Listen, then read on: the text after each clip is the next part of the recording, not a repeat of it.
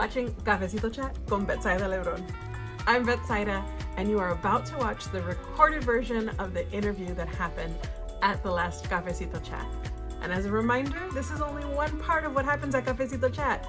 There's the interview, and then there's the conversation that happens live in the Zoom room. So if you want to be part of the action, you gotta be live in the Zoom. But for now, enjoy the recorded interview. Enjoy the episode.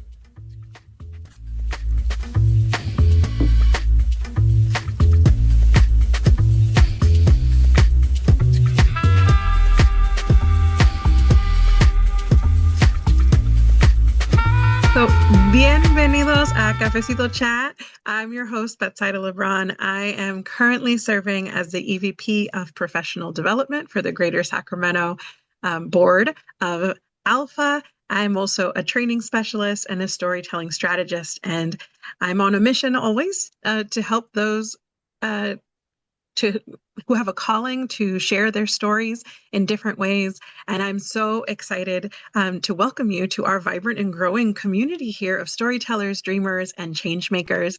So each month during Cafecito Chat, we invite you to an intimate, heartfelt conversation with truly remarkable guests.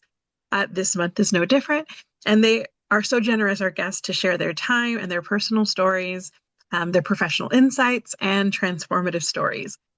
Our format is especially designed to create meaningful connections. So we begin with an in-depth interview, and then we do something a little bit different. And that's when we turn off the cameras, and then we have a off-the-record discussion that we share here with our live audience. So those who are in the Zoom room, we get to have that conversation inspired by the guest interview, but we invite folks to ask questions or share their own experiences in a safe and supportive environment.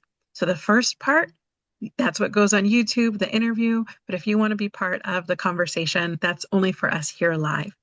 And why do we call it Cafecito Chat? Well, because in Latino culture, cafecito represents so much more than coffee. It's a cherished tradition that embodies connection, community, and authentic conversation. So just as families gather around the kitchen table to share un cafecito, stories, and laughter, a veces chisme, right? That's what this show is also about. We hope that it creates a warm, welcoming space where we can all just take a deep breath, slow down, and truly connect. So whether we're diving deep into important topics or, just chismeando about life's little moments, every voice matters here at Cafecito Chat. So excited that you are here, and to welcome our guest this month is Bridgett. And did I say that correctly? Yeah, you got it. All right, Bridgett, that E, it's got the accent on it and gotta practice. And who is here to share a little bit about herself and a brand new position that you started just a couple months ago. Would love for you to kind of just tell folks just, a little bit about yourself, who you are and what you do. Okay, thank you so much. That was a beautiful introduction. I feel special. My name is Bridgett. I work at the Latino Center of Arts and Culture at 2700 Front Street in sort of downtown Sacramento, California. And I am the new executive director. Like I said, it's been 2 months of just a wondrous whirlwind of meeting people in the community, of painting, of planting, of just having fun, honestly, in different capacities with the community and connecting and getting to know everyone. And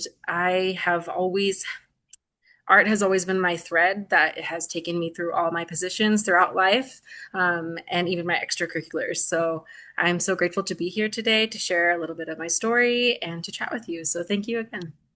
No, I'm so excited that you're here. And then you mentioned that art as a thread. So let's take it all the way back. When is the first time that you remember, just one of your first interactions or experiences with art, or knowing even what it was? Maybe you didn't as a kid. Sure. Yeah. I would say that art was introduced to me as a regular practice, kind of like breakfast, lunch, dinner art. And it was quite literally like that. My father was he was a post office worker in Oakland, California. Grew up in Vacaville. So he would come home pretty late after the long commute. If you've taken that route, you know exactly what we're talking about. It hasn't changed much. And he would spend time, he'd take a shower, come home, eat a little bit of food, and immediately grab some pencils for me. Because even if we couldn't talk because he was so exhausted, we would be able to draw together. And that was our way of connecting and communicating. And so that was really special to me. And it really made me feel like it's just a part of life. It's not like a separate thing that we go to school for. When I found out we could go to school for that, I was like, I don't get it. Like, this is just what I'm doing. Of course, I went to school for that, but I was like, wow, that's so weird. So that's a way to connect. And I would say that the dinner table is the best place to make art, especially because I feel like it's nourishment in some way. I feel like it's a way to take the seriousness out of it, treat it as like your materials as like a dinner plate and fork, and it's the way that you're consuming, but also letting it out. So that's what I would say is my first time at the dinner table with my father. Yeah, I love that. And I love too, like the image of like, your dad being tired, but being like, but we could draw, and like there is something about art I feel that is replenishing, like you're saying, like it is, and I think a lot of people think of it backwards, right? Like they Yeah, think like, oh, I don't have time for that. But it's like, well, actually you get more energy and more time when you're true. able to Right. have that creative outlet. Yeah. Exactly. Or you get better sleep even. Maybe it makes you sleepier in a nice, gentle way. It's definitely like a kind of like dreaming, actually. You know how dreaming supposedly helps you get through and work through things, and it's your brain's way of processing. That's Yeah. like dreaming while awake. I have never heard anybody say that like creativity or art is like dreaming while you're awake, but it makes perfect sense. Mm, I love yeah. that so much. I'm gonna borrow that. Okay, Um, please do. Yeah. yeah, because I do think, I think of that as like imagination is Hmm. very much in that same vein, and you can't have an imagination like it requires creativity to have an imagination. Hmm. And it's anyway, you're just kind of Yeah. like planted this little seed that I'm so excited about. I will play with that I love for a that. long time. Yeah. Yeah. So, one of the things that I think is really interesting about, just the position that you're in is that, being asked to kind of step into a role of leadership. Mhm. Um, Tell me a little bit more about like what that was like, or just kind of being in like, because I like we were talking earlier, Yeah. they came to you and asked you like, hey, Right. we would love for you to kind of take on this role. I would imagine that there's a lot of feelings that come up Hmm. with someone asking that kind of Right. for you to step that far up into a Right. leadership role. Do you remember kind of what was going through your mind? Sure. I think I'd like to take it back to the pandemic for a second. Mhm. And in the very positive way.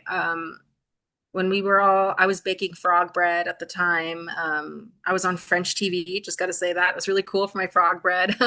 And I was making all this kind of stuff, but I just wasn't able to connect with myself just at that time period in my life. And Latino Center had asked me to create their new visuals for the 2020 um, Pantheon 3 day extravaganza, basically. And I I was so emotional at that point. I didn't know that I needed to take the time to come back to myself, to come back to my culture. Living in Mount Shasta, having moved, it was like I felt like a polar bear in Texas or something. I was like, or the opposite of that. I just felt so displaced. I couldn't really connect with my culture. I couldn't go, my grocery stores didn't even have anything where I could connect with. I was so depleted in visuals. So when they asked me, I was so full of like happy tears. It was so wonderful to be able to be even considered, even if I was far away, because I thought that, I have nowhere to go. I have no connection anymore. But I like to say that the Sacramento River brought me back to Sacramento because the headwaters are over there of the Sacramento River. So I feel like I just traveled downstream and I'm still connected to the Latino Center in that way. And so when they had asked me, I keep getting filled with this like repetition of just like I guess I would say love in a way, and trust that they trust me is so important for me. I want people to feel like they can be themselves around me and around anyone that comes into the center. So to have that invitation was, I'm going to say, shocking a little bit, especially because it's a lot of pressure. I really want it to go well, and I know that during any time it's a little bit difficult, but it's so energizing at the same time. I feel like I'm ready to go every day. Every new challenge is another way that we can connect to the community. So I'm just overwhelmed in a good way. Very happy. Yeah, that's awesome. The like, well, you said a couple things that I don't want to like gloss over. First of all, Sure. what is frog bread? Yeah, I literally sculpted frogs out of bread. Okay. And so it just made a whole frog family. And then I was on French TV. I don't know how. French people kept messaging me and saying, "Hey, Bridgett, you're you're in French too." I had to translate. They're like, "Hey, your I'm not bread gonna is lie. on French TV." I'm not gonna lie. It might be the accent on the E. That's what they're Right, like. right. Yeah, and They're they like, thought it was, yeah. yeah. And it is They're like, French. Yeah. Saint Bridget is also a French woman. So I'm like, okay, yeah. There you go. yeah, So yeah, I was doing other things like that. That was the bread craze of that time. I yeah, definitely went on to, but yeah, creating that really large poster that was really intricate, that took many layers, was meditative. It was exciting, especially because I was just a new mother, and I did kind of lose myself after that. So making these decisions just for myself was so empowering, and I can't wait to give back to the community in that way, in whatever way that they need. It may not reflect my story exactly, but I'd love to give them the opportunity to again be themselves. It's really important. yeah. I love that. You mentioned also like two other things I want to talk about. The bigger conversation about like kind of that feeling of being disconnected, especially from Mhm. culture, and I think that that Right. resonates. But before that, you also mentioned like the art piece that you did was for the Panteon that Hmm. happens, right? Hmm. Tell folks who don't know what that is, Yeah.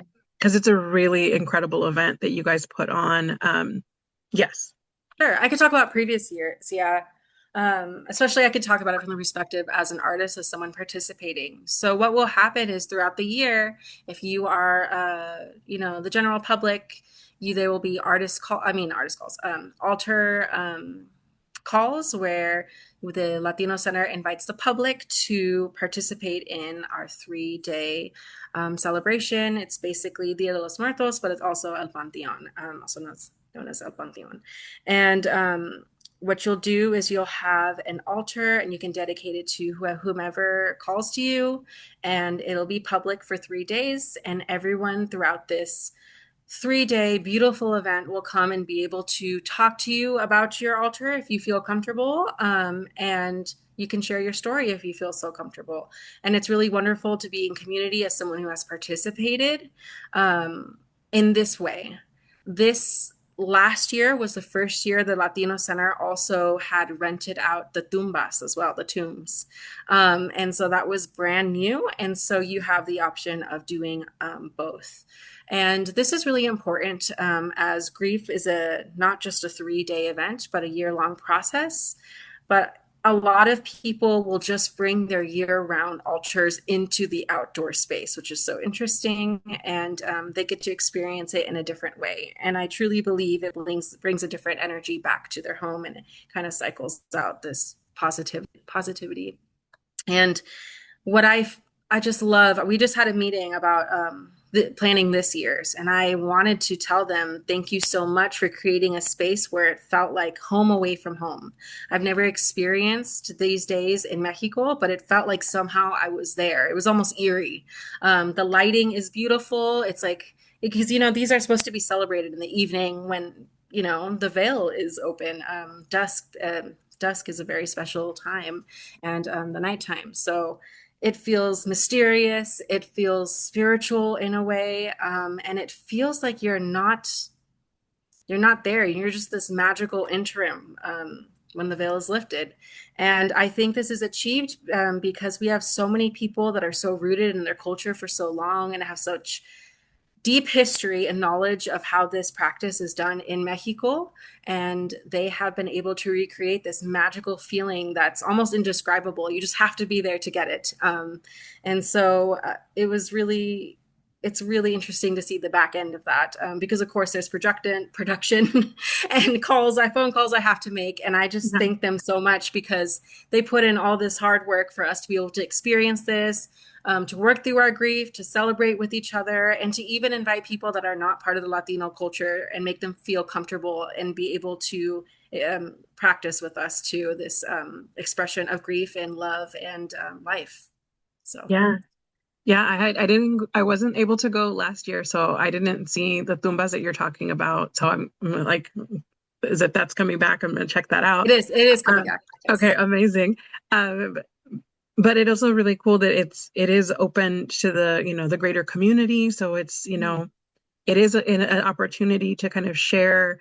It is really a cultural staple, I think, It you is. of the Sacramento area, especially for Mexican heritage, especially. And so, just thinking about the last time that I was able to go, I was super deeply moved by so many pieces and so many altars, and just some of uh, the art, the representations that people had chose to make. It was Mm-hmm. different than I Mm-hmm. expected in a lot of ways. There were things that I was like delightfully surprised, and even things that were like made me laugh, like I Yeah. was just like, oh, this is like just cute and funny, Mm-hmm. and just a really beautiful way, yeah, to honor, um, yeah. Yeah. I'm glad you So came.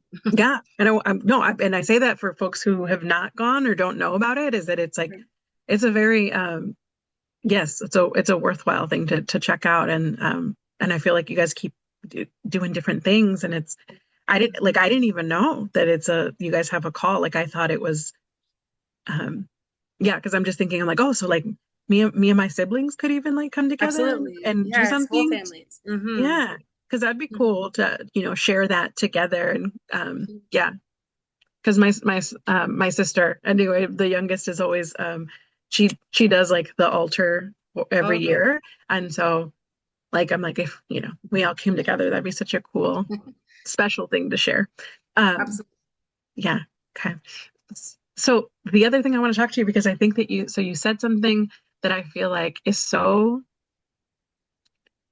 deep, but Sure. feeling that sense of like, disconnection from Mm-hmm. the culture, especially, you said you had that moment when they, the Latino Center asked you to kind of put Mm-hmm. something together, and you're like I'm paraphrasing because this isn't what you said, but Sure. kind of Yeah. like, you're like, what? Me? Yeah. Yeah. Like right now? Like, Right. and kind of thinking like, well, what do I have to kind of Sure. say or connect me back?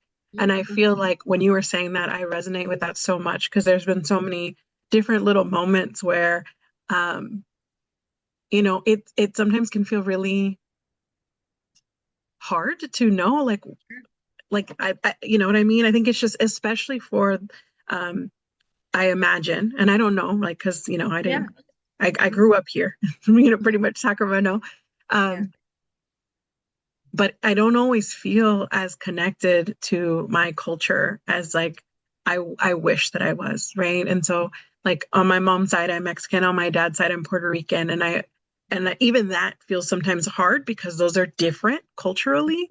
Mm-hmm. And to figure out like, yeah, in those moments, like for you, how did you come back to your culture? What was that experience? This that kind of like, because it sounded like it was a little bit of a process. There was, you said love and trust, and some of that you got, but some of that you had to pull from within yourself.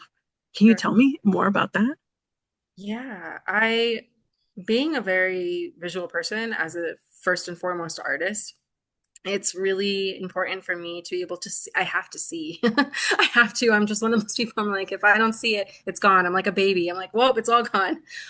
So intentionally, whenever I came back to visit my parents in Solano County, I would make sure to go to a panaderia and just stay there. I'm like, wow, it's kind of like how people in Mount Shasta go to sound baths, but it's like a smell bath. It's like a senses bath with pan all over you. And you're like, oh, the sugar, the everything, the memories. It's what it's really about. Because honestly, even not eating it, just being there is enough. It's like you just all encompass yourself in the colors and the background chatter. It was just really beautiful. So I consider grocery stores and panaderias like, I mean, for me, they're like holy places for me. They're just, it's a place where I can connect with myself and my people because we don't all have the privilege of just these days of like really large families. I noticed that, not everyone can afford them and things like that. So I'm just like, wow, I can just come here and just be and enjoy. It's such a delight. It's the way, it's how it reminds me of how people go to like the Van Gogh experience or something. And they just go to be enveloped visually by art. I like to go to the grocery store. And I think it's really important now more than ever to go to your local grocery, Mexican grocery stores or even Support Indian, them as brown, much as we yeah, can. right Yep. now because they need your money in order to survive. So this is a little PSA to go to the grocery store. Yeah. Yeah.